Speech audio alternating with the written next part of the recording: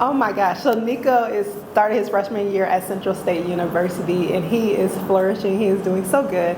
He has a great community of friends. It's only been 2 weeks so far of school, and he already has this big family of friends that he's been inviting to come back home with him, that he's actually running for Mr. Freshman, and he's so excited. He's making shirts and selling them on campus, and I'm just so proud of the man he is becoming. He made a complete 180, even down to friends of his that have been having suicidal ideation. He's been able to walk alongside them and just pour hope and life into them and get them out of that, So I'm just so grateful that the darkness that he went through, he was able to use that to be a beacon of light to others.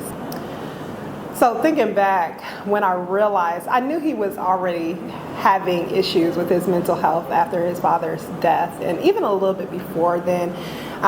But when I got a note from a coworker that fell out of his bag a suicide note, I was scared initially, and then I just felt hopeless and helpless. I felt like there was nothing that I could do to comfort him or to fix him. So I immediately, as soon as I found out about it, went straight to the house, because he had decided to stay home from school that day because he didn't get a lot of sleep, and I was scared. Yeah. So I ran home to be with him, and then I showed him the note and talked through it, and he was like, well, some days I feel like that, some days I don't. I just don't know what to do. I had immediately got him a therapist, but the therapist was helpful, but he felt like couldn't relate or understand a particular therapist.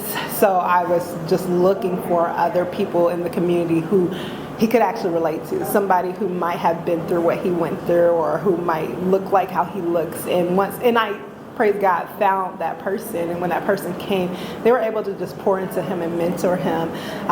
And that person wasn't necessarily a therapist, it was just a counselor who just was there for him, just a person in the community, a pastor in the community.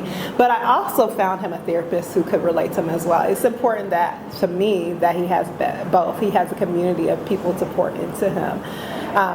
Also during that time, I realized how important community was. So I made sure that we were surrounding him with people, whether it be in the church, whether it be someone at school, so him starting an art club at his school, just people around him that he could just walk alongside and just grow with. And so just redirecting it. And that's been so helpful. And so I feel like even though me personally, there wasn't much that I can do, I think just community around him has helped him to overcome.